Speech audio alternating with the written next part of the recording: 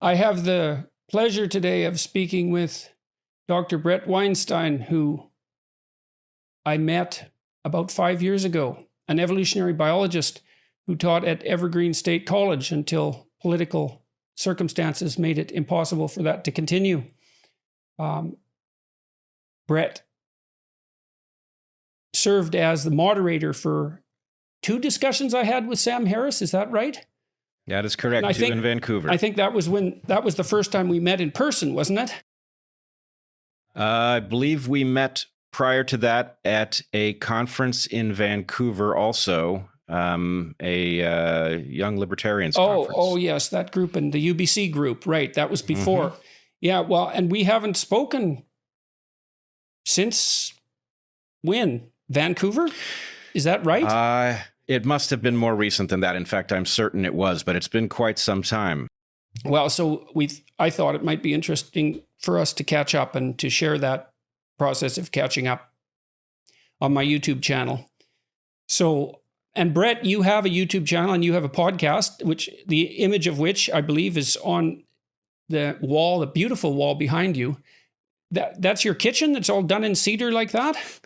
No, that's one half of my office that we, at the beginning of COVID, my son produces our podcast, and we built the studio in this room, making runs back and forth to the hardware store and bugging out of the prior space that we were in. So anyway, yes, we erected this in about 2 days, and the sink works and it's functional, but it's basically my workspace in my office. It makes a lovely background.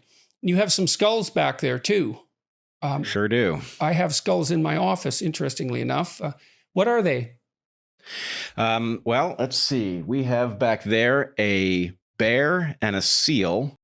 And the juxtaposition is important to Heather and to me because seals are actually bears. They returned to the sea, and their skulls are extremely difficult to distinguish except for the teeth.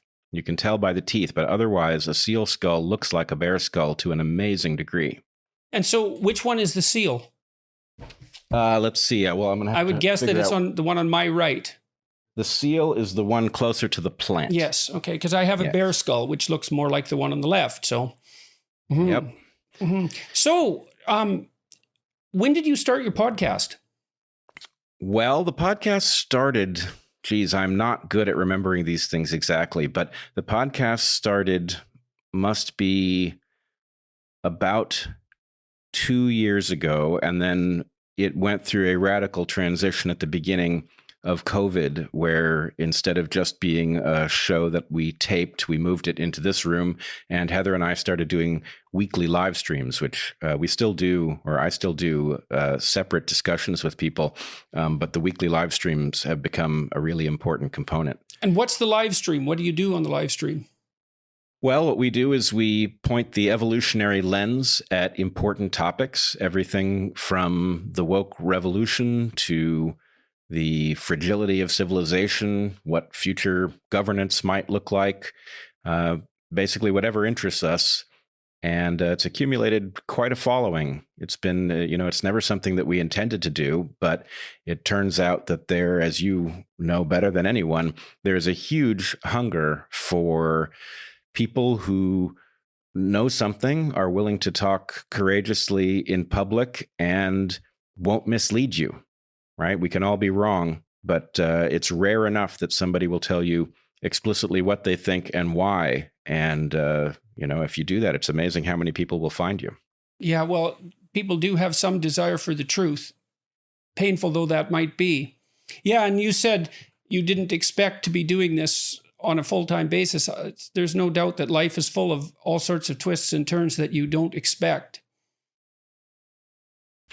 Well, that's certainly true. And that actually brings me, the way you introduced this discussion didn't give me a chance to say by far the most important thing here, which is it is so great to be talking with you, Jordan. We were so worried about you. And I'm sure you're getting that message loud and clear, but at another level, it's probably hard to appreciate how profound your absence from the discussion has been over the last year. And I know you've been to hell and back, and we've been experimenting with hell on earth here while you were away, but it is really, really good to be with you. And anyway, I think it's very important that just be the baseline for the conversation. Welcome back. Thank you. That's so nice of you. And people have been so welcoming to me, with the exception of the odd journalist, let's say. But online, people are so good to me that I can't believe it. There's many things I can't believe. That's certainly one of them. It's very nice to see you, and you're looking well. Thank you. You as well. Yeah, well, that's deceiving, unfortunately. But well, at least you're headed in the right direction. Can we say that? That's the theory. I'm able to work a bit. I'm working about 2 hours every 3 days now, I would say, doing this sort of thing, which I also didn't expect to be doing as my major, what would you say is my major occupation. My area of occupation has shrunk to a staggering degree over the last 2 years. And that's been quite difficult to contend with. Well, I hope it's temporary, but I mean, from the outside. I'm impaired enough so that I can't be as functional as I used to be, but I can't sit around and do nothing because it drives me completely out of my mind to do nothing. I'm used to being occupied all the time. And so, but I'm very happy that I'm able to do these discussions. And so far that's been going well. So I'd like you to walk me through what's happened to you since the events in Evergreen and bring everybody up to date on my end. So, man, maybe you could start with what happened at Evergreen, although I suspect many of the people watching this do know. Does that seem reasonable? Sure. Yeah, we can start there. I think we should probably err in the direction of being sparse with the details and see where it leads us. Yeah. So in 2017, I was teaching at Evergreen, as was Heather, my wife, and she was literally Evergreen's most popular professor. I wasn't too far behind. I was very popular as well. Our classes were always overfull, and we accepted more people than we had to and had to turn some away anyway. And then in actually 2016, the new president of the college, George Bridges, began an initiative or a set of initiatives surrounding diversity, equity, and inclusion. And these initiatives included the impaneling of a committee that was supposed to look into racism at the college, its impacts, and to propose solutions. And as it became clear what they were alleging and proposing, Heather and I became very alarmed. And I began to speak out, at first in faculty meetings, and then when the ability to speak out in faculty meetings became non-existent, I took to our faculty and staff email list to talk about the threat to the college that was created by these initiatives. And that, of course, brought about exactly what you would imagine, which were accusations that I was motivated by some kind of racism or white supremacy or white fragility, or who knows what the accusations were exactly. But in any case, I fought back anyway. And my sense was I had tenure and I was well liked and I was well known at the college. I'd been there for 14 years.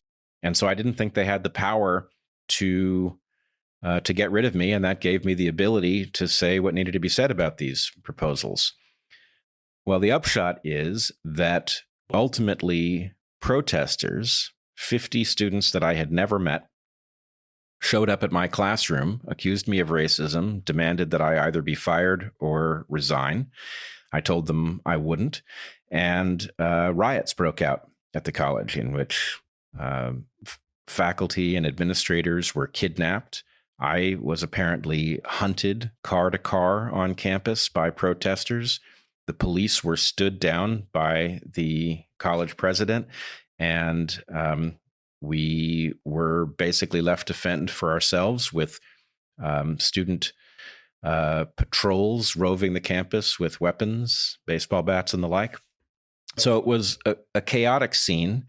There was a lot of interest in it because it was very colorful. But of course, most people back in 2017 dismissed this as, yes, an overreaction, but you know how college students are.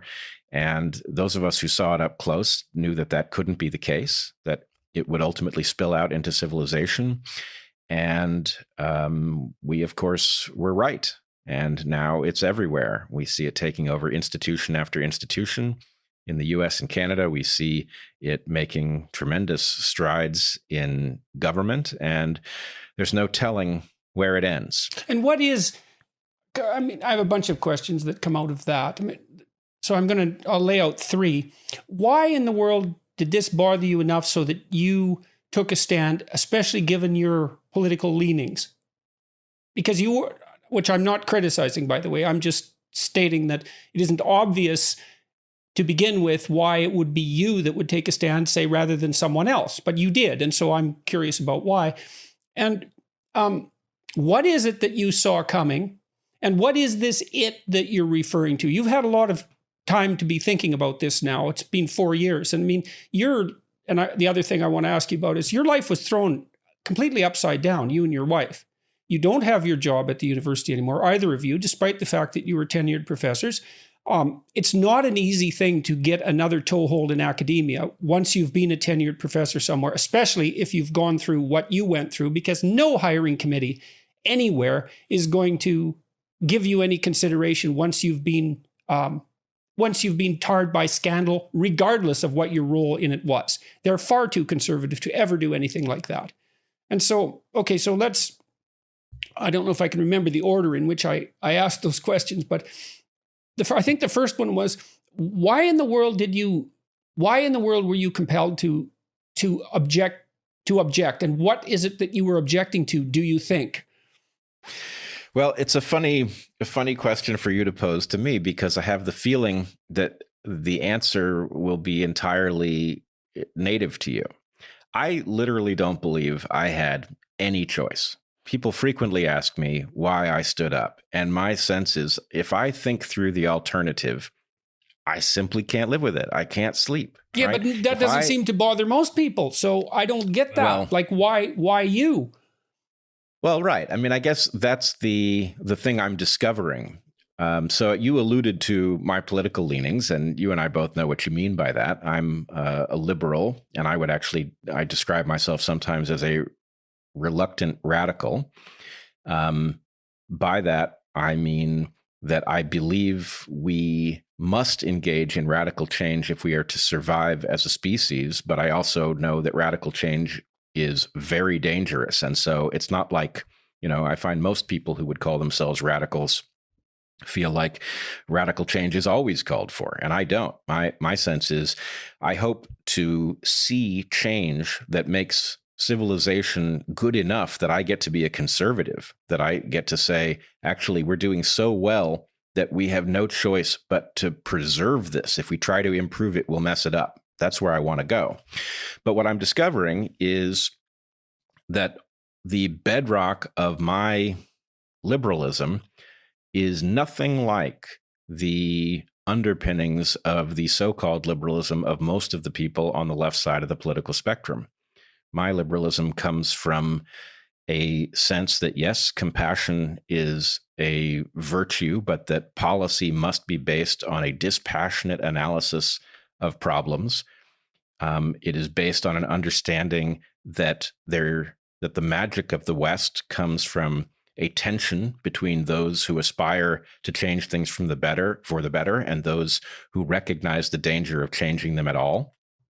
And so in any case, I think the short answer is we look around the world and everybody makes arguments that sound as if they come from first principles. But most people do not arrive at conclusions from first principles. If they extrapolate at all, they don't do it very well.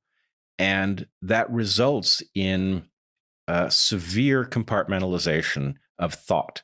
And that means that when confronted with changes that threaten a system on which we are dependent, most people don't recognize it. And if they do recognize it, they wouldn't know what to do about it. So how can I put it in plain terms?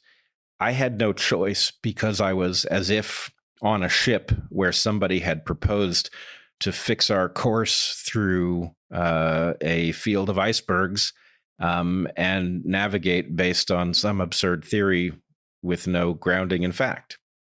Somebody had to object. And I was a little surprised at how few and far between the objectors were.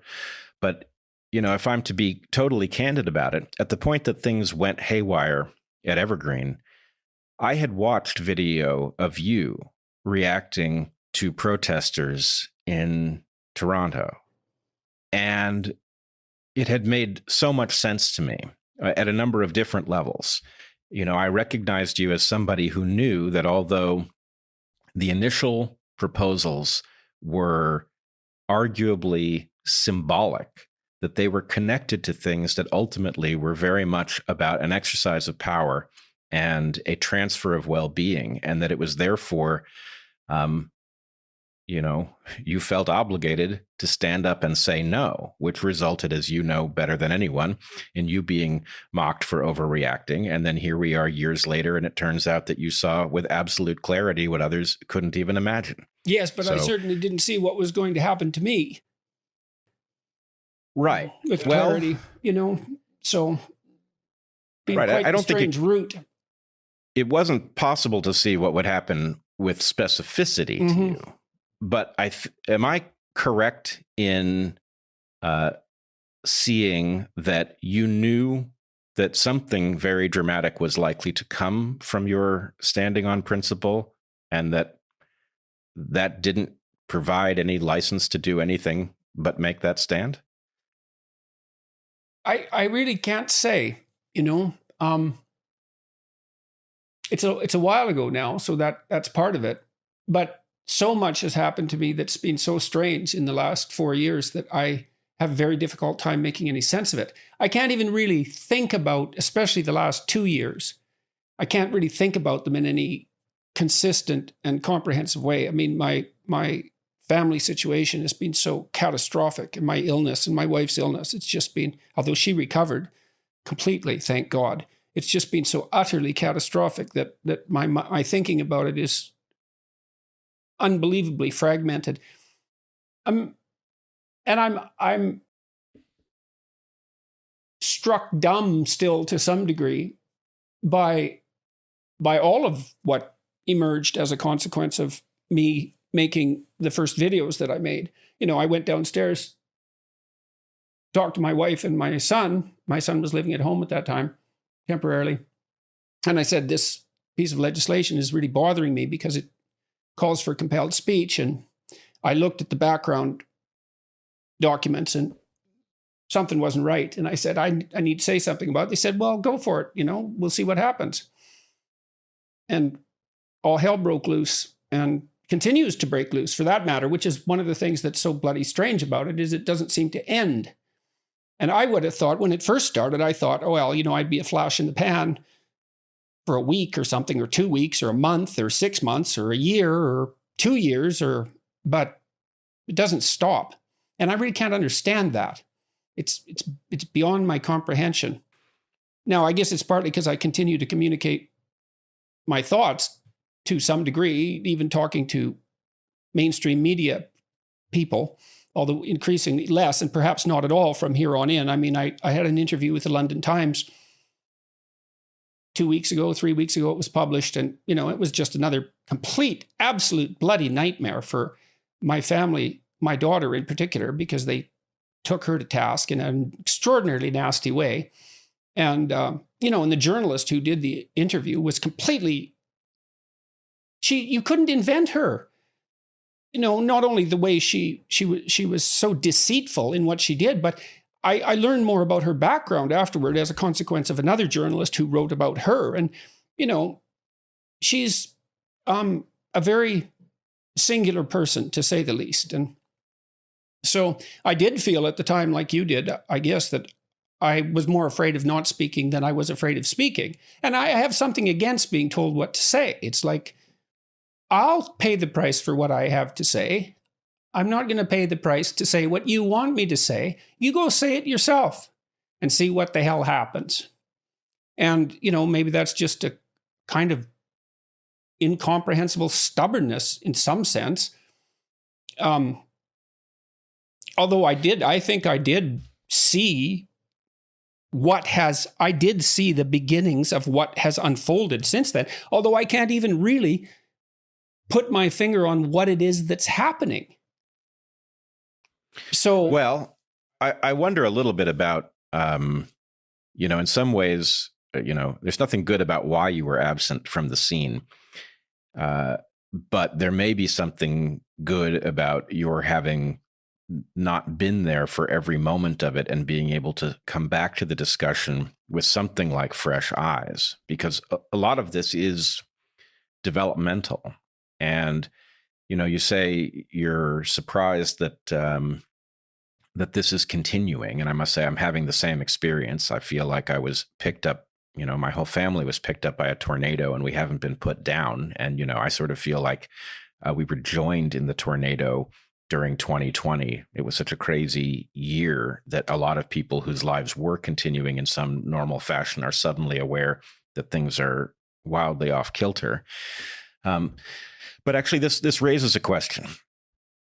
I think one of the things that I know from my own life, and, I know, of course, a bit about your life because of the fact that it's public and because I've met Tammy and have had a chance to interact with you in that context as well. But the question I have is, I wonder about the difference between a person who might think the way you or I would think about bad policy and, compelled speech and that sort of thing. The difference between a person who might think such a thing in isolation and a person who has a proper familial context in which to actually check in. So in other words, I have the sense that in part, the reason that I'm able to just simply describe things as they are and do so unflinchingly is because my family understands the same puzzle, and they may have different elements that they see with clarity. But there's no question I can go to Heather and I can say, I ran into this thing today, and here's what I'm concerned it implies. And we can have a rational discussion about it without anybody accusing anybody of moral defects or any of the things that have become so common. And so in your case, I know that you have a familial network that provides you that same kind of reality check. And then I wonder, looking at the generation of people advancing the woke revolution, and I see the failure of that very thing. And I can't help but wonder if it isn't connected. In other words, the idea that that pair bonding, that marrying and producing a family has become something that most people don't even consider an essential part of life. It's not the objective of the exercise. It's a choice that some people make at best. That has left people very isolated from any reality check, which makes them very vulnerable when they are threatened with an accusation like you're a racist, you're a transphobe, that sort of thing. Now, you definitely need, in this book, this is my new book, by the way, and so it's coming out March 2nd, and I sort of clung to this like a life raft over the last couple of years while I was writing it.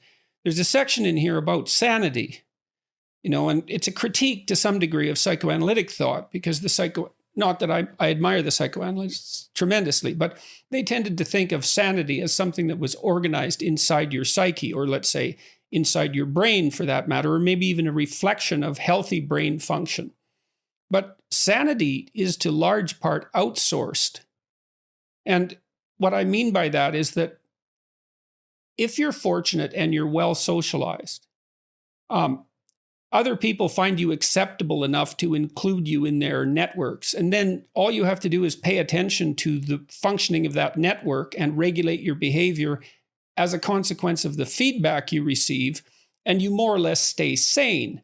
And so, like, if you have a family and you have friends, then they'll help you make sure that your jokes are funny and not mean, because they'll laugh when they're funny and they'll raise an eyebrow when they're mean. And then you can check in with that, and they'll help you figure out if you're dominating the conversation too much, and they'll push and prod you as you do the same to them, and everyone stays relatively organized. And when all this hit to begin with, I had quite a large network of people, which expanded at some point to include people like you and the so-called intellectual dark web members. And they were helping me check in on my sanity all the time, helping guide me through the interview process, analyzing my errors and commenting when I did something hypothetically right. And my family played an integral role in that. And so that was extremely helpful.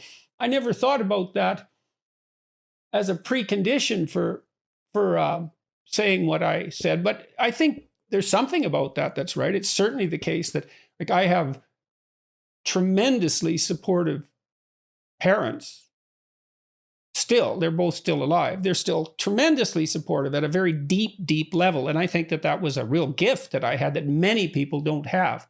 I've been struck, one of the things that torments me constantly is, and I think it's really hurt me to discover this, is I had no idea how deep the desperation was for people who lack encouragement. It's just because every time I talk about this, it makes me tear up because of what I've seen, I think. But all these people that I've met now, I spoke when I went on my book tour, which was an unbelievable event, unbelievably positive event, but also I would even say to some degree traumatically positive. Like, it was just too much. I really loved it, but to see the depth of hunger that people had for an encouraging word was unbelievably tragic. And for people to come up to me repeatedly, over and over and over, hundreds, maybe thousands of times, and say, I was in such desperate straits, looking for some encouragement, unable to find it. And then, I came across your lectures. I thought, Jesus, it's pretty thin gruel to feed a starving population. I mean, I'm absolutely pleased beyond belief that people have found what I've done useful, but that doesn't decrease the impact of the realization of just how much hurt there is. And and it is hurt that's grounded in a lack of encouragement. I have that. I've been encouraged my whole life. So, and that could easily be part of what. Now, I also thought somewhat in a calculated way about this, like, and I don't know how far this goes back, but I also organized my life so that I was standing. I had legs out in many directions. I had a clinical practice. I had a business. I had my professorship. I had my writing. I had multiple sources of income in pretty independent areas. And so I did that in part to maximize my capacity for freedom. I thought, well, and this wasn't something I think I thought explicitly, it was part of what unfolded in my life across time. It wasn't easy to take me out, although I've been taken out a lot, like far more than I thought might be possible. I can't separate that exactly from intrinsic health problems, but I despite my, it isn't obvious to me that I can go back to the university. I'm still employed there. I'm on leave. They would take me back. I don't know if I can do it. I don't have my clinical practice anymore, which I really miss. I love doing that. And that was 20 hours a week, so that's a lot of time. I finished writing this book, but I'm not writing right now. And so I don't have any pressing financial concerns. And so of course, that's a huge privilege, a huge benefit. And thank God for that. But despite me being distributed like that, I was still taken out pretty hard. So yes, well, I confess I have wondered while you were incommunicado over the last year, whether that was just Goliath's good fortune or if there might be something more to it, because you were such a singular voice at the point that Tammy got sick and then you did, that obviously it was a tremendous blow to those of us in intellectual dark web space in our ability to fight and to hold the line. But you clearly have been taken out, in your words, deliberately multiple times, and how it comes about. Continually. I don't know. It's amazing to me that it continues to happen. And the thing that's so damn weird is that exactly the same thing continues to happen. And it was just replayed with this Times article. Now, I have thought I had a lot of interviews lined up for this book, and once the Times article came out, I reacted to it, my family reacted to it, and we dealt with it effectively. The same thing happened that had happened to me before when journalists had written a hit piece about me. It was extremely stressful because when it happens, you do not know which way it's going to go. And, you can get unlucky and a number of bad things can happen to you simultaneously. All that has to happen is for that to happen once to exceed your capacity to deal with the number of bad things, and you're out. That's basically an accident. And I really think that's what happened to me in the last few years, is that everything that happened socially was unbelievably stressful, positive and negative. The positive end of it was extremely intense and amazingly compelling and interesting, but the negative end was really, really stressful.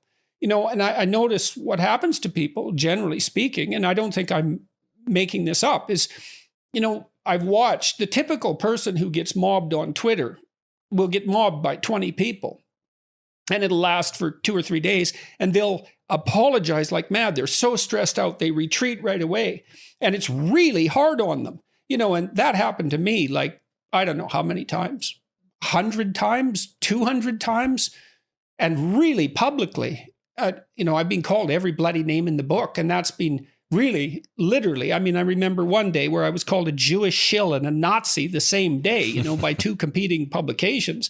And I thought maybe they canceled each other out, but, and that's been very hard on my family, and although they're doing reasonably well under the circumstances.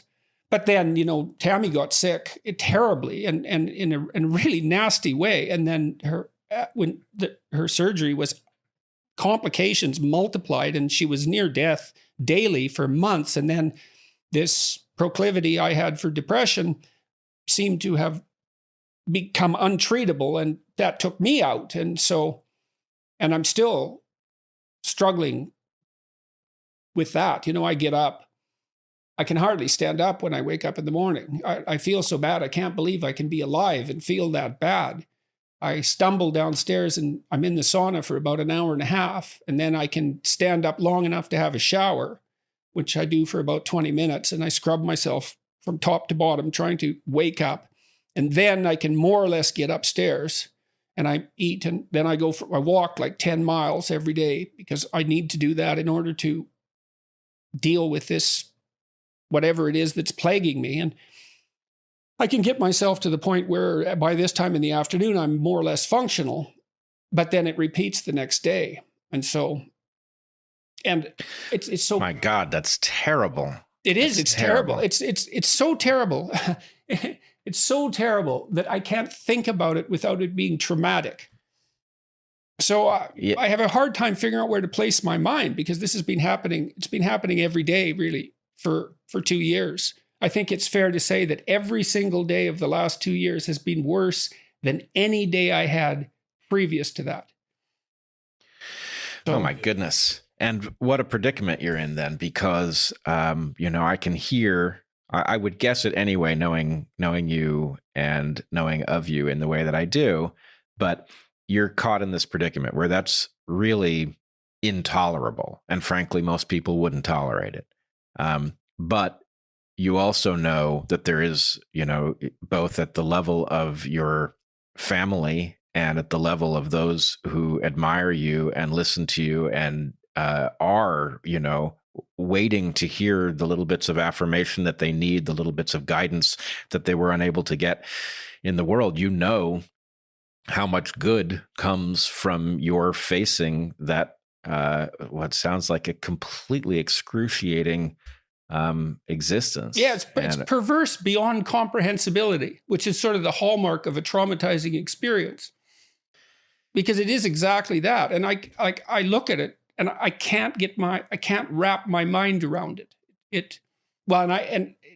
Also my degree of exposure. I mean, when I decided to make those videos, I was playing with YouTube. And I was playing with fire. Like, YouTube is fire in a way. Social media is fire in a way that is unimaginable. It's so powerful. YouTube, we'll see, but YouTube demolishes the printing press in terms of its long-term significance. I mean, because now you can do with video and audio what you did with print, and it's way easier. You have access to a massive audience with no intermediaries whatsoever. And, I don't know really how to grapple with that either, how to comprehend it. Well, I mean, actually, this brings me to one of the things I've been hoping to talk to you about for the longest time. So I think there's a part of you that finds, you've always been very gracious about it and welcoming, but finds my liberalism a bit paradoxical. No, I don't. Look, I understand the catastrophe of the Pareto distribution. I don't like it. There is this proclivity for capital to accrue in the hands of smaller and smaller numbers of people. It isn't just capital, it's all goods. You get this terrible problem of distribution that's like a natural law. And the fact that people object to that is completely unsurprising. And the fact that if it goes unchecked, it destroys societies I don't think that's a hypothesis. That's demonstrably self-evident. So I especially don't find the compassionate concern for working class people and their well-being the least bit incomprehensible. It's the solutions that are the problem. It's like, well, what should the solutions be? And well, that's where things get very, very complicated. It's not. Well, perfect. And I'm sorry if I implied something that it wasn't even my perception. I think you are, to an extent, a conservative, but I find you, if I listen to you, it's not a simple kind of conservatism. I'm a conservative for the same reason you are. You already pointed out, like, if you're a social scientist and you don't understand the law of unintended consequences, you are not a very good social scientist. I learned from my clinical research and from studying clinical research for so long and publishing it too, is that you think your intervention is going to do what you think it's going to do, but it isn't. It's going to do something else. And you have to build in, if you have an intervention that you think is going to have beneficial results, you have to build in an assessment to see if it has those results. And like, I talked to the woman who headed the name of it was done not in Cambridge, but in Massachusetts. It was a longitudinal study of antisocial children, the first longitudinal study. It was done in a working class neighborhood just outside of Cambridge. I used to live there and I can't remember the name at the moment. But in any case, this team intervened with kids that were likely to have they came from broken homes, broken neighborhoods, antisocial neighborhoods. This was done in the 1930s. And they intervened at the level of the child and at the level of the teachers and at the level of the parents, and ran this multiple year project to reduce risk for negative outcomes among this population, randomly assigned participants to groups. And by all accounts from the participants, the children, the parents, the teachers, and the professionals who were running the investigation. It was a resounding success. They looked at the results, and the intervention group did worse on virtually every outcome measure. And they figured out later that the reason for that likely was that they took the antisocial kids and grouped them together in summer camp. They took them out of the city to put them in camp. They thought that would be a good intervention. But grouping them together seemed to produce a competition for antisocial behavior, and it overwhelmed all of the other interventions. That was Joan McCord, famous study. And I talked to Joan McCord a lot about that. But you see that all over the intervention literature. It's very hard to fix. It's very hard to define a problem correctly. It's very hard to develop an intervention that addresses that problem and only that problem. And then it's very hard to get the intervention to do what you want it to. And that's what makes me conservative to the degree that I am. So, yep. No, I think that's incredibly wise. I would add one thing to your list. It's not just that it's hard to get an intervention to do what you want it to do. It is that it is hard to get it to do what you want it to do. And at scale, these things also tend to evolve. So even if you did manage to solve, right. And so the problem of unintended consequences, coupled with the problem of perverse incentives and therefore bad policy that is effectively corruption, is a very frightening problem. And so I do think we're caught in a basically damned if you do, damned if you don't scenario. We can't stay here. And, I agree with you. The social media, for lack of a better term for it, is going to dwarf the printing press for various reasons. Some of them because it's so easy, but also because it's of a fundamentally different nature, right? When you're reading a book, it may be that somebody writes something that's bad for you to absorb, but you're reading a book because the experience of it, the perception of it is of a book. Whereas social media increasingly fools the mind into, the interaction you and I are having is more or less a face-to-face interaction. But a lot of interactions that look like face-to-face interactions don't have these characteristics. And at best, the impact on the mind is arbitrary. So, we're watching things like amplifiers of threat. Mm-hmm. And, this goes back to the thing we were discussing earlier. But with Twitter, here's a good example of unintended consequences. It's like, what don't we know? Okay, we don't know what regulates human communication. We know that if you restrict the bandwidth, people don't understand each other as well, but we don't know how communication functions. It's too complicated. Okay, so we absolutely don't know what happens to communication at a large scale when you restrict people to 140 or 280 characters and then put them in a network with millions of other people. We have no idea. And it could be that you tremendously bias the discourse towards impulsive anger. It looks like that if you look at Twitter. And because it's 140 or 280 characters, you can whip something off very quickly. And so it's almost as if the technology is implicitly commanding you to be impulsively aggressive. And then we don't know what it means when only those people who are motivated to be impulsively aggressive that day are those that are communicating. And then when you only see those communications, even though, 10,000 people might read your tweet, only 100 who are irritated for some reason respond. We don't know any of that. And we completely underestimate the power of the technology because it looks harmless. It just sits there on your phone and doesn't do anything. And so, God only knows what kind of Tower of Babel that is.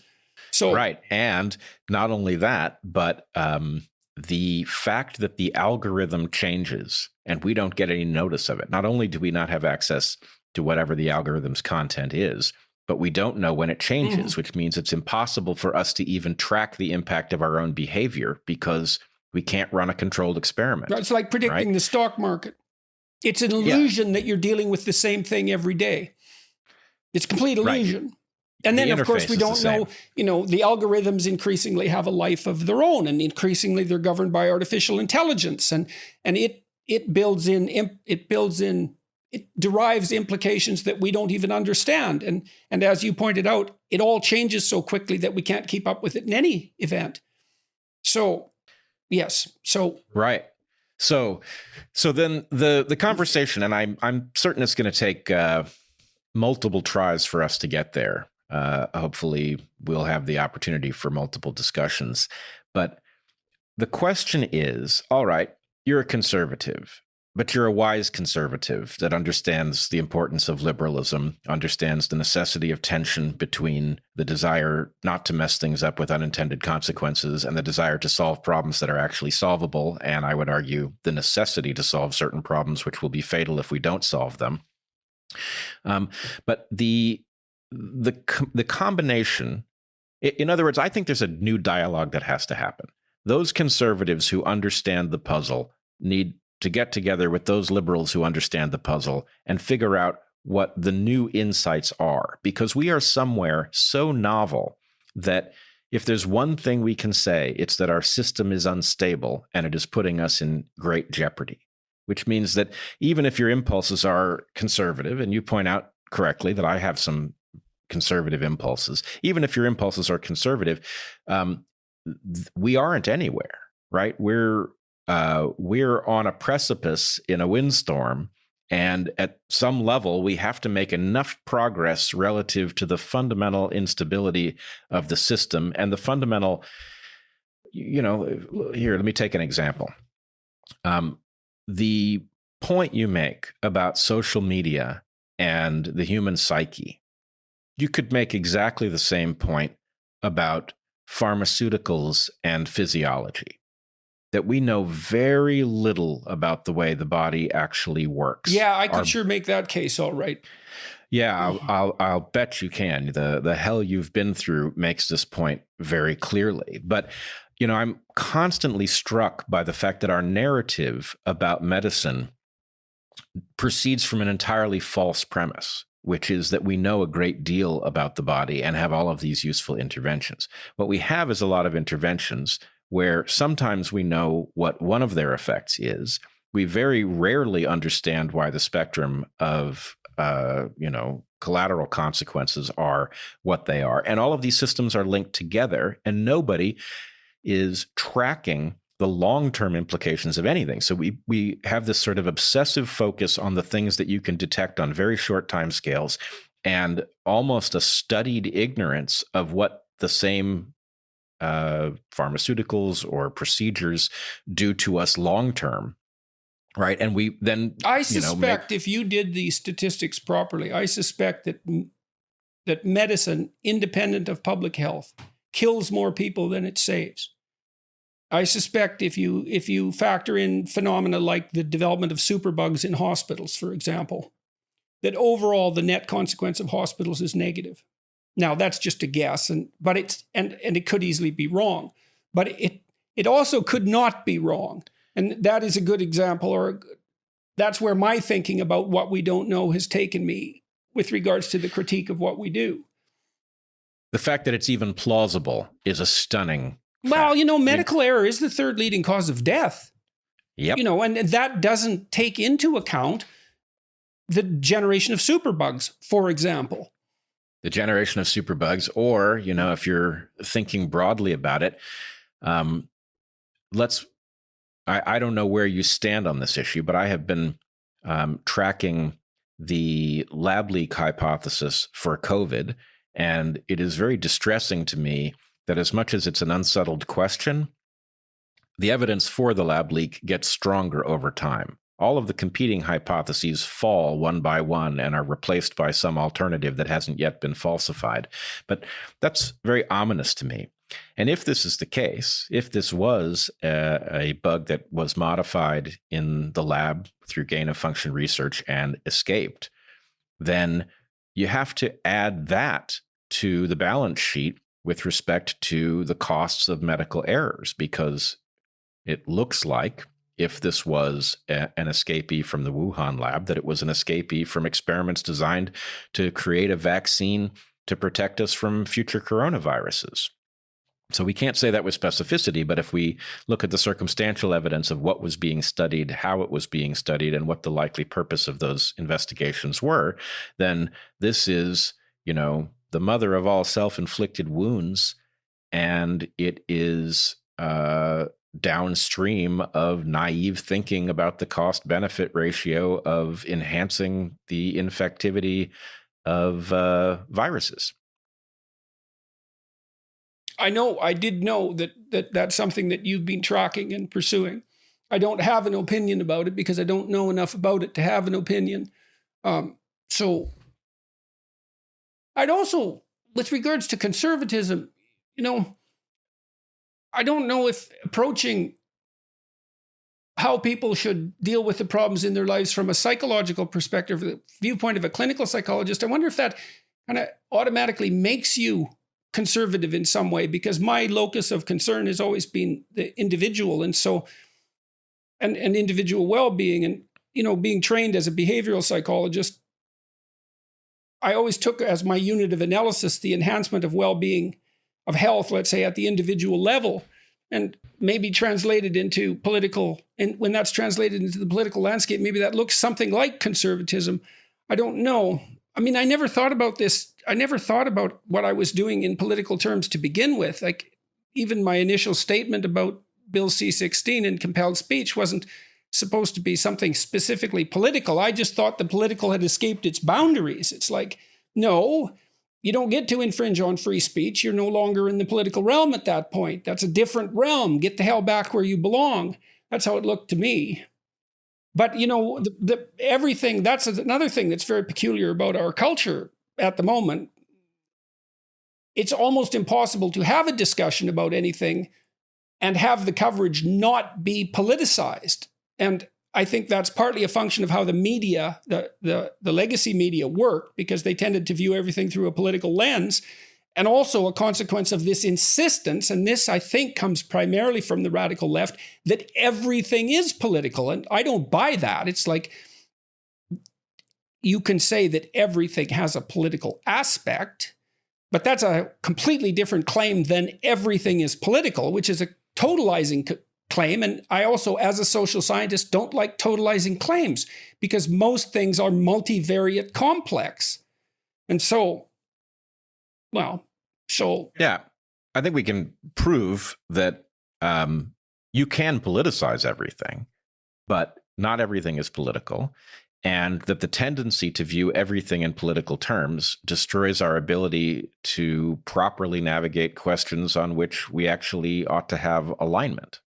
And this is it's a very disturbing pattern to see every question, including COVID itself, turned into a team sport, because that is, of course, sabotaging exactly the ability to reason through our various options and then to get us to move in a coordinated direction to actually address the pandemic. And in some sense, I suspect we are headed to having to accept COVID as a permanent fact of the landscape, when that was not a foregone conclusion, that in effect our politicizing of this issue is going to leave us with a bug that we can't ever get rid of. Why do you think that? Like, I mean, I've been hoping that, and watching Israel in particular, there seems to be some indication that they've got the vaccinations ramped up to the point where they're having some effect on the rate of transmission of the virus, which is a positive thing. And, I keep hoping that the vaccines there's enough of them and they're getting out there fast enough so that we might be able to keep the bug under control. You're not so optimistic about that, apparently. No, I'm not, because for one thing, I know that it's been obvious from the beginning it was going to evolve, and that the key to managing its evolving out of our control was limiting the number of people who had it and limiting their ability to spread new variants around the globe. And we've done a terrible job of this. Somehow, a year in, it is only beginning to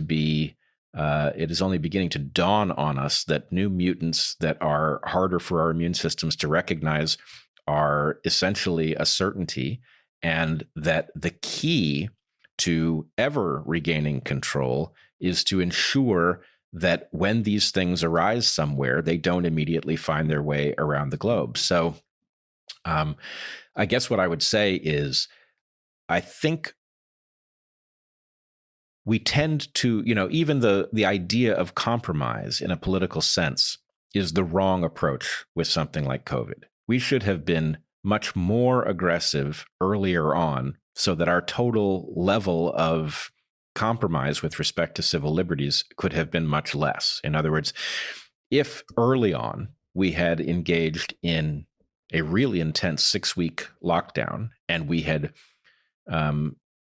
ramped up our capacity to test for COVID with precision, so that after 6 weeks, basically the idea of 6 weeks would be it's very hard to control COVID inside of a household. It tends to bounce around, but that it will tend to burn itself out in most households within something like a 6-week period.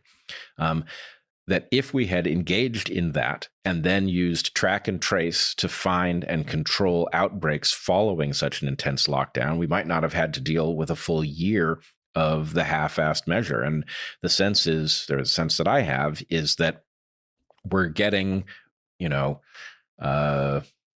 it's a Pareto distribution. Maybe we're suffering 80% of the harm of lockdowns and getting 20% of the value that we might get for having, not gone the full distance.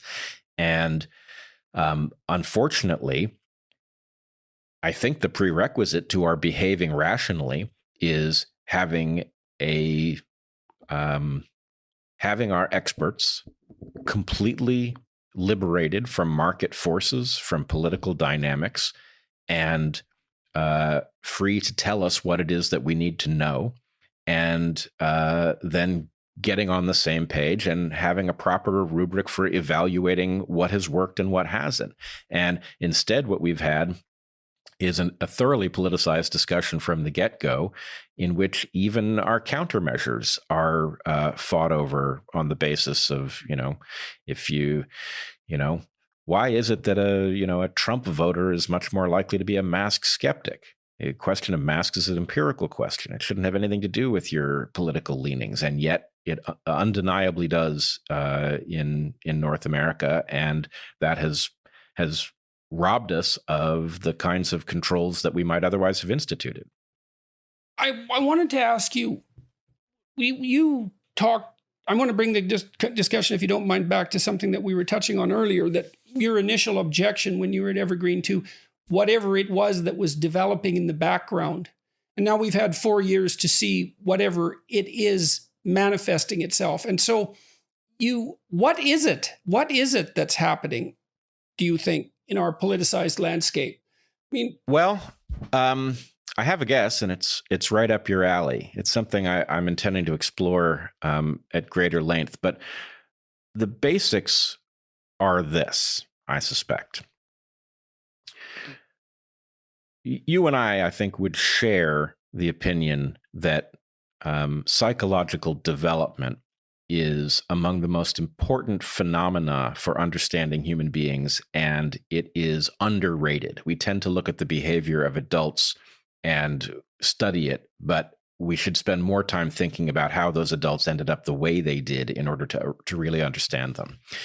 And I think for each generation, you have a developmental landscape, and what the governing forces are in that developmental landscape has a lot to say about both the insights and the blind spots of the people who emerge from it. And so I would say that for Americans of my generation, I'm a Gen X, the market played too much of a role developmentally, and it has created a kind of lens through which we can't help but look. It has, commodified things in a way that is quite unhealthy. You were born when? I was born in 1969. Okay.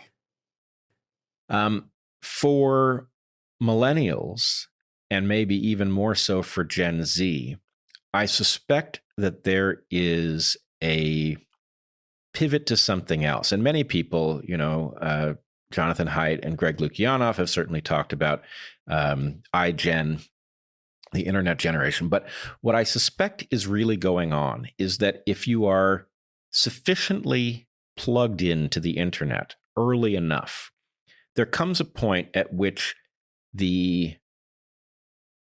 your persona on the internet takes primacy. It is more important than your actual physical life Jesus, persona. it's worse than that. It's worse than that, I would say, from personal experience. There's more of me on the internet than there is in me. My electronic avatars are far more powerful than me personally, you know, and right. I can watch this because I've been away for a year and a half, and yet my internet presence has steadily increased during that time. And I look online now and it's 700 million views, something like that. So now imagine that as the developmental environment for children. Now here's the connection I want to draw. My contention is that the online landscape is postmodern, right? That if we were just to simply describe it, the rules, the physics of online life are postmodern. Because it's abstracted from the environment. Right. So for example, it's like living in a dictionary. If I decided tomorrow that I was a woman, right, I could change my internet presence such that I would present in a female way. I could say, hey, anybody who doesn't treat me as female is a jerk. And the point is, I have transitioned completely, right? Now, obviously, there's no such thing in the physical world. You can transition, you can take hormones or blockers, you can get surgeries, but no man has ever become a woman and reproduced in a female way, right? So the point is, the physical world has all kinds of constraints that come from physics and biology, which do not translate to the online world. And for people like you and me, for whom the online world is an add-on world, we think, well, obviously real life is the important one. And then the online thing has some interface with it, which is frightening, but we understand how they relate. But if you reverse these two things, then what you get is a generation that its problem-solving mind says, actually, of course you can transition. You can transition, and then it is everybody's obligation to live by who you've told us you are, and anybody who doesn't is a bad person. And what has to be true for that to be the case, right? You know, I had a fantasy a long while ago that people would end up wearing glasses, like the Google glasses, that would be illegal to take off, and that you'd be mandated to see what people wanted you to see. It was their right to be presented to you in the manner that they chose to present themselves. You know, and I'm not saying that's a particularly brilliant vision, but it's very much in keeping with what you're describing. So, yep, I think it's close. But if you imagine then that an online world in which effectively we can all be equal tomorrow as long as we say that that's the objective, and we can all present as we want, and others can be forced to adhere to it or be thrown off of whatever discussion, then all of this begins to make a great deal of sense. And so I'm wondering if we are not in effect in a kind of civil war between those for whom the real world has primacy and those for whom the online world has primacy. And if that's not the fundamental nature of the battle. Well, I think it could be the fundamental nature of a part of the battle. I mean, obviously part of what's going on is whatever this unbelievably rapid rate of technological transformation is doing to us. I mean, my daughter and some people of approximately her age, so late 20s, are helping me with manage social media, let's say.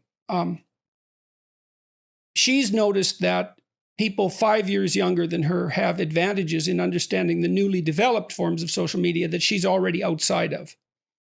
And so that process of being hooked into the web and that being the determining factor for your worldview is probably accelerating. I mean, it's going to accelerate. Obviously, it's going to accelerate because the web is becoming more and more dominant and machines are becoming more and more intelligent. So they abstract themselves away from the world. And then the question is, well, what's the consequence of that abstraction? But it's funny that it's postmodern. That doesn't there's more going on with whatever it is that's happening than technological transformation. But you think that's the fundamental driving factor? Well, I think there are a lot of ways you can look at it. Obviously, I don't think this is a real battle. Obviously, the internet runs on hardware in the real world, and everybody, when the power goes out, we are all reduced to our biological selves. So I don't think there is actually anything to fight over. One of these worlds has primacy and the other is an add-on, and this is not debatable. But my point is really about the mental confusion that arises from, for most people. I mean, if you think about the lives that most people are living, right?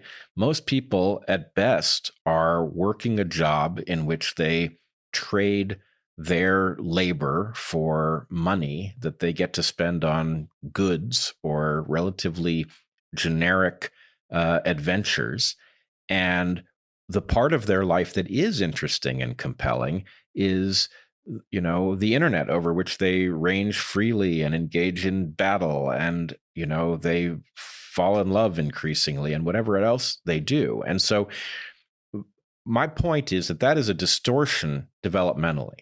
It misleads the mind into misunderstanding what is necessary. If you take the postmodern rules of the internet and you now impose them on politics in the real world, you get crises. You get the basic structure of civilization coming apart in front of our eyes, which I really believe that it is, right? With the homelessness crisis in the US, for example, is jaw-dropping. And we have a particularly acute crisis on the West Coast in the US that appears to be the result of people being utterly compelled of their own political beliefs to an extent that even as those beliefs are failing around them visibly, they just double down. So imagining that people who think the internet has primacy are now exerting a force to correct the real world in the direction of their naive internet understanding of things are in danger of crashing the aircraft. And in some sense, people like you and me are responding to what they're saying about how we should restructure the real world and saying, that doesn't make sense. It won't work. It is going to put us in grave danger. It is going to disrupt essential things. And, there are those who can hear us, and we are popular with those who can hear us. And then there are those who regard our pointing out the obvious as a danger to their program, who are intent on silencing us. And so I had thought about this obsession with identity from a developmental perspective too. And I thought this insistence by a loud minority that their determination of their identity take primacy is, first of all, it's wrong technically, I think, because an identity isn't merely what you feel you are. An identity is way more complicated than that, as any decent social constructionist should already know. An identity is a role, a set of complex roles that you negotiate with other people so that you can thrive across a very long span of time. And it can't be something that you impose on other people, because then they won't cooperate with you. Now, you might say that you have a right to impose certain aspects of it on other people, and you could have a reasonable debate about that, but identity is definitely not merely what you feel it is, and it's certainly not merely what you feel it is moment to moment. That identity is actually much more like that of a 3 or 4-year-old child. And I mean this technically, it's not an insult. So when you're a child, you pick up one identity after another and play with them. So for example, my granddaughter, who's about 3 at the moment, if you ask her who she is, she has 2 names, a first name and a second name, and her dad calls her by her second name and her mom calls her by her first name. So she's Ellie or Scarlett, and she's fine with either of those. But she's also Pocahontas. And if you ask her whether she's Ellie or Scarlett or Pocahontas, she will say Pocahontas. And she has said that for 8 months. It's amazing. It's been that persistent in a child of that age. It's quite remarkable. But what she's doing is playing, and girls will play to be boys at that age, and boys will play to be girls. And they play with multitudinous identities, and then they settle into one. So then the question is, what if you disrupt that play? That's fantasy play. And then another question might be, well, what if you disrupt it with technology? Not that technology itself is producing a message that's counter to that, but that the fact that children are on technology all the time means they're not engaging in that kind of identity establishing fantasy play. And then you might say, well, maybe what you see happening in that case is that it bursts out in late adolescence. And the insistence there that my identity is what I say it is actually the scream in some sense of an organism that hasn't gone through that egocentric period of play where they are, in a fictional sense, exactly the way they define themselves. You can't tell my granddaughter, who's 3, that she isn't Pocahontas. It's stupid to tell her that because she means it in an experimental sense. And all you're doing is interfering with her fantasy play. And so I see a fair bit of this as delayed fantasy play with the kind of pathology that comes up when you delay a necessary developmental stage. Now, that could be wrong, and probably is, but still, it looks to me like that's part of what's happening. It's very strange to see this insistence. Like it's so conceptually unsophisticated. Even the hypothesis that identity is only what you feel that it is, and the intense insistence that be the case is also another mystery. It's like, why is it that it's a foregone conclusion that other people have to go along with your self-definition?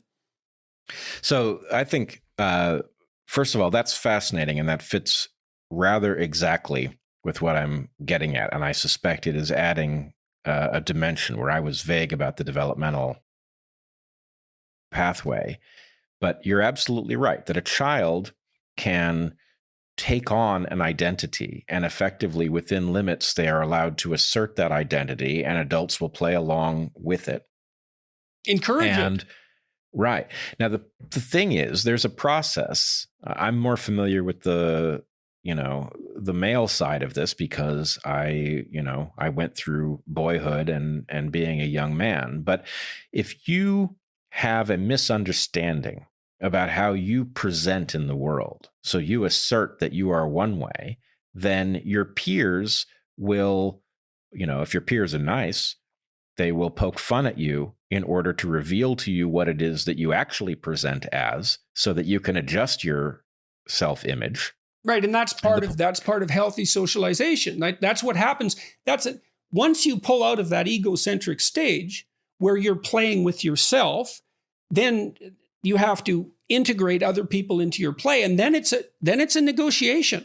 Otherwise, right, you're not accepted by your peers. And so that's another thing that's very interesting, is that it is precisely those children who aren't accepted by their peers that insist that their self-definitions rule.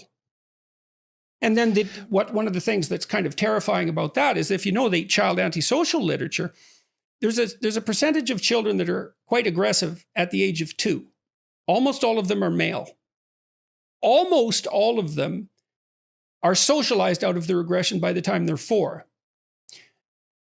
The percentage that isn't become persistent lifetime offenders if their behavior isn't rectified by the time they're 4, which means if they're not transformed into children that are acceptable to their peers, there's no intervention that is being evident in the literature that will reverse that.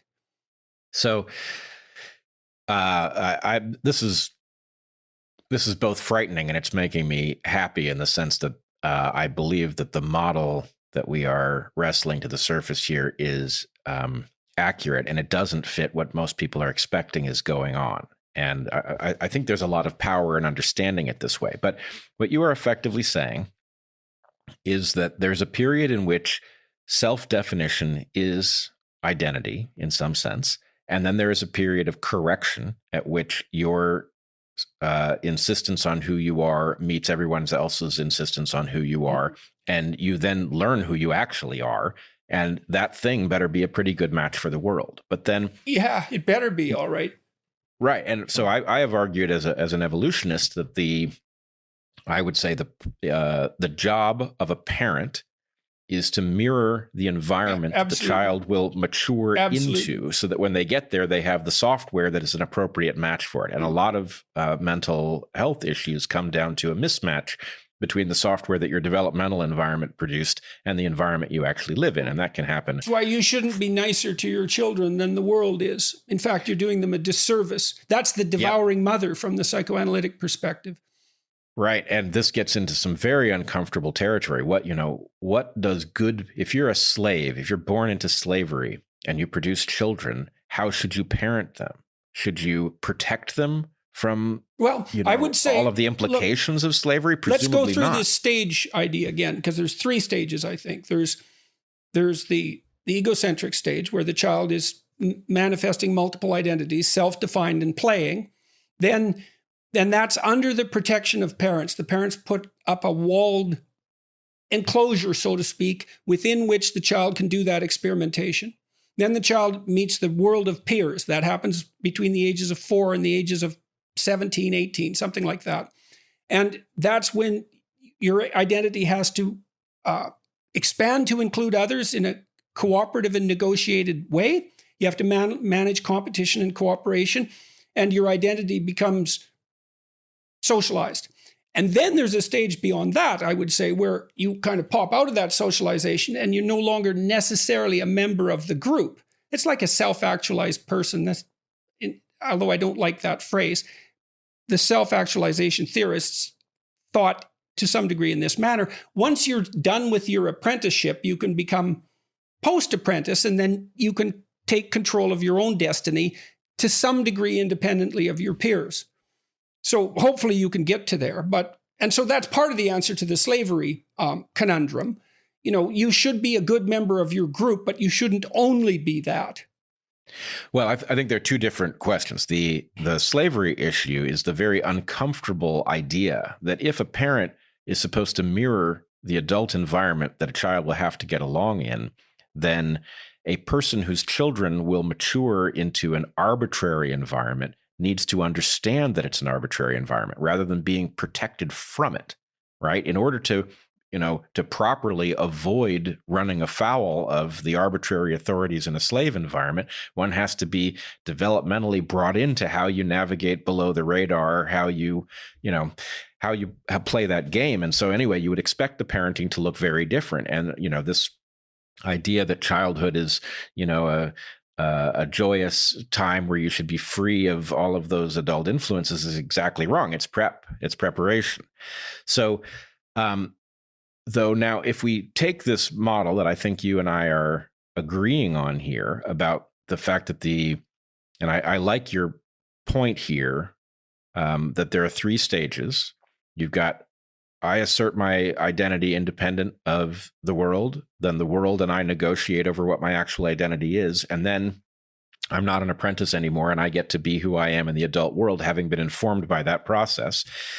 And you imagine that you've got generations now, 1.5 of them maybe, for whom the online environment was so compelling and so much the source of most of their affirmation that its rules have become sacrosanct to them. And those rules really do look like, it's a childish world, right? You join some community of people, you tell them who you are. There are rules about them having to respect who you've told them. It is, if I say I'm Pocahontas, who are you to say I'm not, right? And that in some ways... Well, the answer to that question in the real world is, I'm someone you have to get along with in repeated interactions. But that may not be the case at all online. That constraint's gone. You can just pick up and move to the next community. And that's another thing we should talk about, because another thing that's happening online is that I've detected this recently, is that the online environment is also making everyone acutely paranoid. And I think the reason for that is that it's easy for our thinking to go astray. And as we talked about earlier in this discussion, other people tap you back into shape. And you're surrounded by a kind of random assortment of other people in the real world because you didn't select them. So because it's random, it provides you with what is in essence relatively unbiased feedback information. But online, you can choose your compatriots.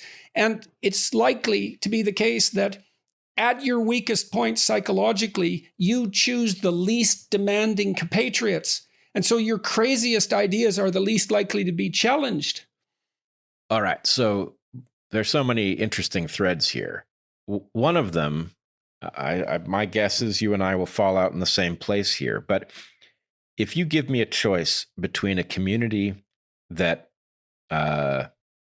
believes everything I believe and one in which people believe very different things, I'm not going to choose the one in which people believe the things I believe, because for one thing, it's the end of growth and it's deathly boring. I want to object slightly. Okay. I've had, and you've had this experience too. I've had the experience of being in an environment where a very large number of people don't agree with me vociferously. And what I would say is a little of that goes a long way. Even if you're a courageous thinker, and I'm not going to put myself in that category, but even if you're someone who wants to be able to tolerate dissent, there's a limited amount of dissent that you actually can tolerate. You are going to seek out an environment where most people agree with you, but some people don't some of the time. And it's kind of like listening to music. You'll like music that's optimally different from what you are enjoying right now, right? If it's exactly the same, it's boring. If it's too different, you can't hear it. There's an amount of novelty that you can tolerate, but it's not that large. And so even people who have been trained to look for evidence that disproves their own theories, they're only going to be able to tolerate a tiny bit of that at a time. It's too destabilizing. It's too destabilizing. Well, all right. So I want to link this back up to what you said before about the 3 stages. Yeah. So my experience as a scientist is that my most valuable characteristic is the ability to be completely indifferent to the prevailing wisdom on a given point, right? And I think this is no personal stake in it. Well, I may even have a personal stake. I may come up with an idea that compels me that it's probably right, a hypothesis. Yeah. And I may advance it and have every single one of my peers say, that's garbage. And my sense is not one of, oh, crap, I've said something bad. My sense is, well, wouldn't that be delightful? If I'm as right as I think I am, then the fact that everybody else doesn't get this makes it even better, right? So my point is, that's not normal. I know that's not normal. And it's not normal for evolutionary reasons that are easy to understand. No, it takes a lot of training to accomplish that. Yes, or a developmental environment that rewards it. Right. Sure. If you have the right experiences. But then again, you said yourself, again, at the beginning of this conversation, think about the preconditions for that is that in order to open yourself up to that sort of criticism, you have to be supported in all sorts of ways, and even so when I'm functioning as a scientist, I am trying to disprove my presuppositions. I'll test them. It's like something manifests itself in an experiment. Then I design 3 or 4 experiments to see if I can make that effect go away.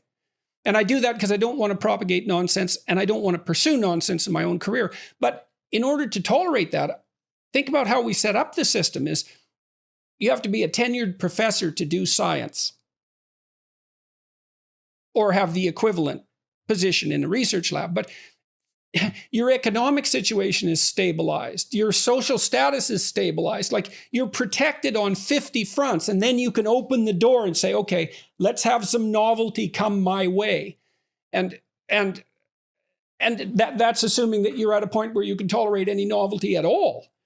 And more curious, more open, more emotionally stable, more intelligent people are more compelled by novelty and can handle it better, but still our ability to handle it is pretty low, and we will find environments that mostly reflect back to us what we want most comforting. Well, actually, this is fascinating. I wonder if there's not effectively a budget for discordant interactions. And, if we go back to what we were speaking about it at the beginning of the conversation, the fact that not only do Heather and I have a great relationship, but we also speak the same language scientifically. So, it's a kind of across the board sounding board and ability to, I feel no vulnerability there because there's no place where our worldviews aren't compatible.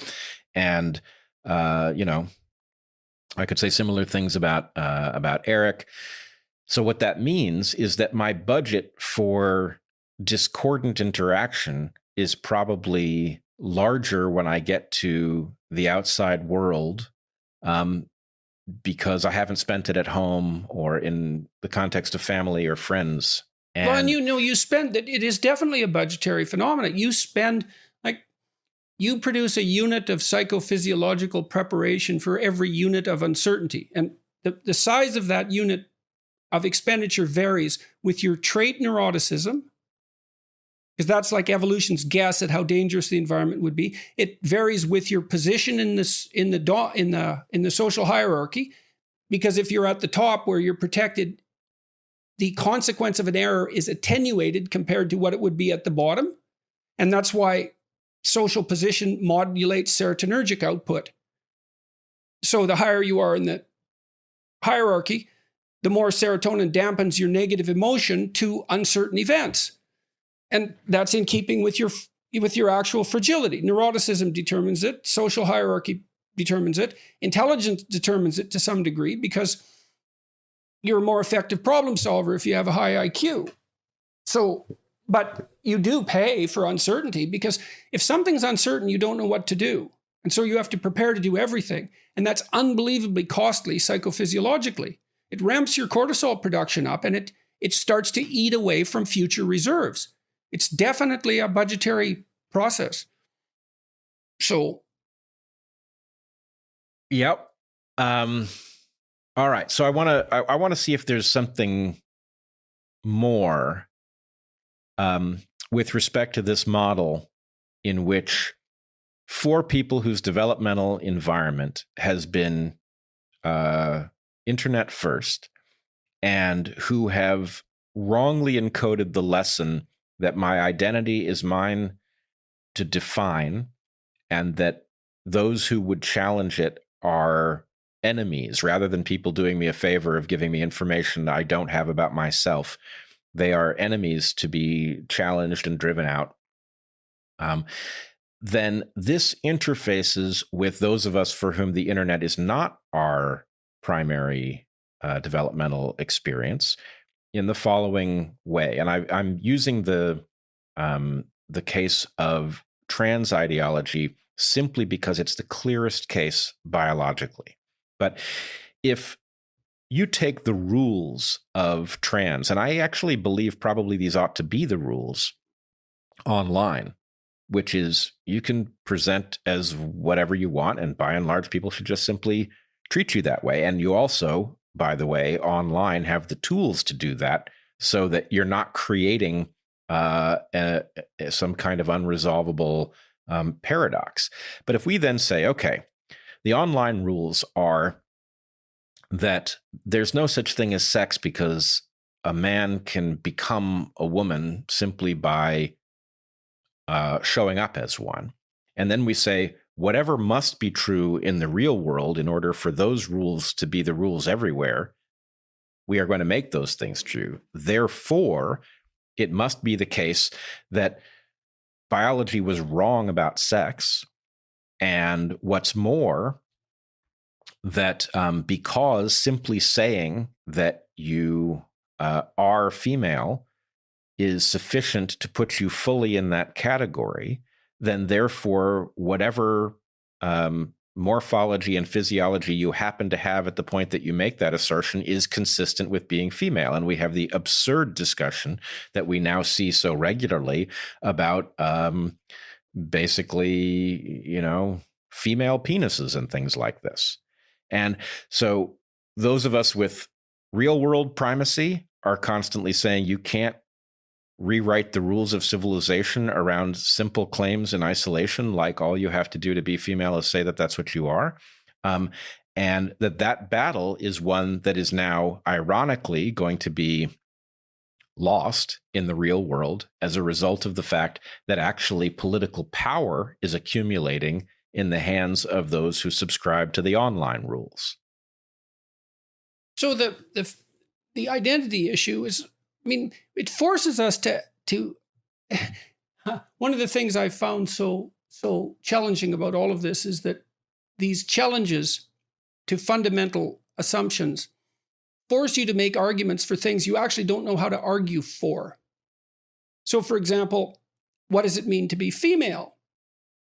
Well, I don't know, because no one's actually ever asked me that question. They just act being female and I act being male, whatever that means. And we don't ever sit down and lay out the explicit assumptions. Now, you do that to some degree when you're arguing with your wife about who's going to do what when, and maybe with your mother and with your sister. You have local discussions when roles come into conflict, but you never list the axioms that you're using to do your perceptual categorization. And so then when you're forced to defend your presumption, you don't know how to do it because you don't have the arguments at hand. So to be female, means something like, what do you do? I had a discussion with one of my former students today. We're trying to help people develop this. We're trying to develop this program that helps people identify and then accomplish important life tasks. And it's forced me to think about something I've thought about over years. What are the important life tasks? Like, okay, so you should get educated to the approximate level of your intelligence. You should be employed gainfully, have a job, or maybe if you're lucky, a career. You need an intimate relationship. You should have some friends. You need a family. You need to regulate the world of temptation, drug and alcohol use, that sort of thing. You have to take care of your health. You need to make some productive use of your time outside of work. So there's 8 things. Maybe there's more, but that's sort of 8. And maybe you don't need to be fully accomplished along all of those 8, but they're pretty important and they're not a bad start. And if you can come up with a better list, more power to you. But, well, let's take one. You're going to have a family, an intimate relationship, and a family.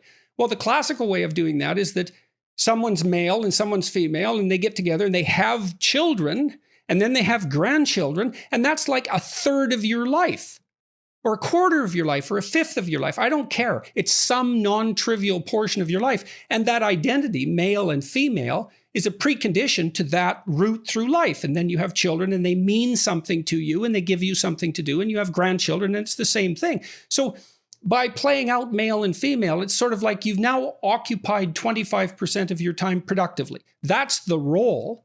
Okay, let's say we blow that apart. Well, then what? What are we supposed to do then? Because you can't pretend that into existence. And that's the postmodern element of this. This is the refusal of the real world. It's like, okay, we'll make identity entirely mutable. But what the trans kids that came after me in the first demonstration against me, I said, you think I'm your enemy, but I'm not. And the reason I said that, being a clinician, was because I thought, well, you're adopting an identity that there is no rules for. What the hell are you going to do with that? You're inviting so much trouble into your life, you can't even possibly imagine it, because you won't know what to do. And people won't know how to treat you. And so where does that leave you? Now, you might say, well, I'm so distraught about the discordance between my psychological state and my biological reality that pales in comparison. And maybe there are situations where that's the case, but man, an identity that doesn't solve the problem of how you're going to live isn't an identity. I don't know what it is, but it's not an identity. Yep. And I don't even know how people would change the rules exactly to make that work. So I agree with you wholeheartedly that effectively our identities are means to an end. And there are conservation laws that apply to the system as a whole. And unfortunately, and this is actually essentially the core argument of the book that Heather and I have just completed. But the core argument is we are living in a period of evolutionary hyper-novelty, where human beings are actually the species for which we have the best tools to deal with novel circumstances that our ancestors did not know anything about, but that the rate of change has become so high that there is no conceivable way for us to keep up with it. And what we are effectively watching with this idea, even in principle, that the very fact that you can say the environment that we live in is not the one that we were born into, that's way too fast. You may be able to make a discrete jump. Human beings are capable of moving from one habitat to another and figuring out one time what the rules of the new habitat are. But a habitat that is constantly in motion and has become utterly arbitrary with respect to even the most fundamental characteristics is not something to which we can be well adapted, which is causing us to Sounds like a powerful argument for conservatism. It is. Yeah, it's I know. 100%. I understand. Well, I do understand. I do understand that. That is, to the degree that I'm conservative in my outlook, that is the reason. It's like, look, I've kept up, like I've transformed myself multiple times over the years, and I was taken out by this illness, and it isn't obvious to me that I can catch up again. I've caught up a lot, and I've watched my peers, my high school classmates, my university classmates, and I've seen people who don't have one transformation in them. There are people who they adapt to the high school environment, and that's it. That's where they are for the rest of their life. They peak at 17, they're done. They don't change. And then I've seen people who can manage one transformation. I've seen people, much rarer, who can manage 2 or 3, but after that, it's like, it gets massive drop off in probability with every demand for transformation. And now, I find myself now, I have to rely on my son for doing some of my technological chores. And I hate that because I stayed on top of it for so long. But I got sick and I fell out, and it isn't obvious to me that I can clamber back in. It's very difficult. Well, if you'll take some advice from a friend, and I'm not even sure, I'm not sure I even have it fully formulated, but the thing you described earlier in the conversation, the amount of effort it takes for you to get to the point where you can be productive in the day, the amount that is riding on your doing it, the number of people who are listening to you and who basically need your influence in their life. And, in some sense, it is, it's a mythological story. And I know you will have spotted that 1,000 times over, but just the Herculean effort, the tremendous amount that's riding on it, and the degree to which you're paying some inhuman price in order just to continue playing your role is profound. And so the advice, to the extent that I have don't see how you can see that. It shocks me that you say that. I mean, that isn't to say You disagree? No. It seems like that from inside here. Well, I mean, I think, But I can't, having said that, I still can't believe it. So what I think I would do in your shoes, and what I hope you will do, is you will, I don't think there's anything about that story that isn't right. I think you're reporting honestly how hard it is. And I know, because I've seen it in person and everywhere else, I've seen the effect that you're having on people. And I know how important it is in keeping them out of trouble and steering them in the right direction and giving them hope. And so what I would hope is that instead of reinventing yourself again or updating yourself, that you would figure out what the efficient way of showing up in the world in that role is, and I hope that's why we're having this conversation. I seem to be able to do this, so I can do this. And so that's what I'm doing. And I have this book coming out, and we'll see how that goes. But I mean, I think, I know your audience, and they'll accept you any way you can show up for them. And I think, the key thing is to figure out how to get out of the predicament of having to go through that Herculean struggle every day. Yeah, well, it's beyond, I've been struggling with it for 2 years. I can't get out of it. I can't. Well, I mean, I'm out of it to some degree. I'm living at home again. I'm not in the hospital. But the reason I'm not in the hospital is because there's nothing that can be done for me in the hospital. Like, there's no point in me going to a hospital. It will just make it worse. When I wake up in the morning, like any sensible person would go to the emergency room and say, look, this just isn't possible. But it's irrelevant because all that will happen, and I've been in like 4 hospitals, so I know all that happens is I'm made much worse. And so I live in 15-minute increments, fundamentally. Wow. Well, I hope you can detect how many people are rooting for you. It's mind-boggling. It's life preserving, that fact. And I can't believe it. Even after this last London Times interview, the amount of support that came pouring in is just unbelievable. I can't wrap my head around it. I don't get it. Well, but there it is, There it is. But I mean, it makes sense, because those of us who have been on your team or paying attention to you for the last several years know who you are. And I think in some sense, your enemies know what you are. They know that a voice like yours carries a tremendous amount of weight, that their fictions will not survive in the context of a countervailing force like that. And so that's why they come after you the way that they do. But, the fact is, people are getting wiser over time. They're recognizing what an attack looks like. At some level, they vary a little bit aesthetically, but the overall picture is the same. And there's a new one planned, apparently. So the next thing, the next thing, this is something that hasn't happened yet, but is apparently coming. A financial expose of my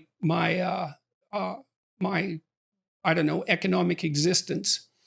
So, which will be accompanied by claims that I'm exploiting everyone. And well, yes, they're going to come after you for succeeding and for people doing, what they can in order to get you to keep going. I live such a sybaritic existence. I drink sparkling water and nothing else ever. And I eat nothing but meat, ever. And so my luxuries, this is so it's so absurd. My luxuries have been high-end toothpicks and sparkling water.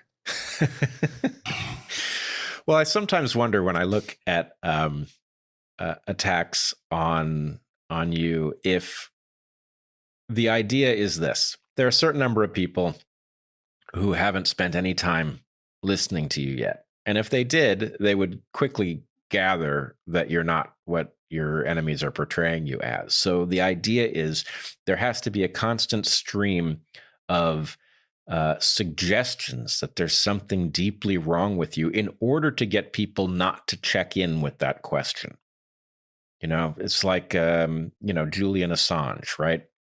The number of things that have been said about Julian Assange that would make you think, well, I don't know what's going on there, but something is going on. Yes, right. Right. And so the idea is it has the stink that they create around you or Julian Assange or another figure that they regard as very dangerous has to be sufficient to drive most people away from even checking for themselves. And I don't think it's working in your case, but I do think so far it doesn't seem to, but there's always the possibility that it'll be the next one that'll work. And it's not like I have any shortage of things wrong with me. there are things wrong with me, Now, whether they're ethical things or not, that's a whole different question. But like no one has an untrammeled conscience. That's for sure. So, and I'm not too worried about the economic attack. I mean, I'll just make if it gets out of hand, I'll just make all my finances public. I mean, I've never made any apologies for being an evil capitalist. So I think actually all the things I've done, I've tried to use market forces to modify, because I think it's a really good source of feedback. Like I've produced these processes to help people plan and assess their personalities. And, we thought about giving them away for free, but free is actually a really bad price. And once you start making things and starting to put them out in the environment, you find out very rapidly that pricing is very complex and you have to get the price right, and free is not the right price. First of all, if people will only use it if it's free, it might actually not be any good. And that's a signal. So why not use that signal? That's how it's appeared to me. And then you have to make the thing sustain itself, so it has to generate some income. And anyhow, that from what I've heard, that's the next thing that's going to happen. So, yeah. We should stop pretty quick, I guess. Although I'm really enjoying this, and we will definitely do it again. I would really like that. I had a very fun conversation with you. It's so nice to talk about what are essentially scientific hypotheses. I miss that so much because I don't have my graduate students anymore. Your life has changed dramatically. If you could have taken a route, I guess I'm asking, would you do it again? But I don't want to ask that in a cliched way. And maybe it's a stupid question because you just don't know. But are you okay? Yeah. Yeah. I mean, on the one hand, if I think about it logically, would I do it again? In a heartbeat. There are a few things I might do slightly differently, but I'm not even compelled. I think it went pretty well in light of what the forces in play were. But the thing that we've lost is security, right? The Definitely. fact is, and the world. I mean, you got a settlement from the university, but that was a trivial proportion of your future, or your mutual future earnings. It was nothing. It was enough so you didn't starve to death immediately, but that was all. Right. And if I'm honest about it, we were forced to move out of our home to a different city. We uprooted our children's lives, which was quite disruptive. But I really don't feel there was any choice. I don't, if I think about it as a matter of choice, I cannot find the circuit that would have done anything differently. And I'm not, all I can say is our lives are full of purpose and we're doing fine. The absence of security is something I think about a lot, but yes, I would say there wasn't any choice, nor should there have been. And I'm not sorry I made the choices I did in the slightest. Well, you look good, man. And you look, if you don't mind me saying, you look different than you did when I saw you before.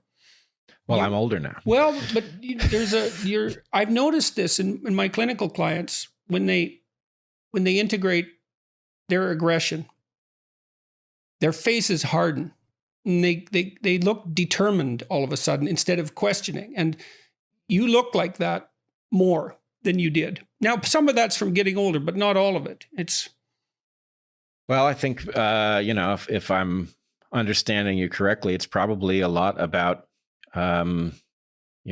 getting catapulted into the big leagues and learning to play that role. It's, it's trial by fire, but certainly it's been fascinating, and I'm looking forward to seeing what comes next. Famous last words. Yeah, that's ominous coming from you, Jordan. Look, it was great to see you. Say hi to Heather for me. I sure will. And Be Jordan, nice to talk to her too. I can't tell you how relieved we were to hear that Tammy had recovered and that you were back. And I know it's a rough road, but hang in there, brother. We need you. And there are so many people who are just thrilled that you've come back from hell to rejoin the battle.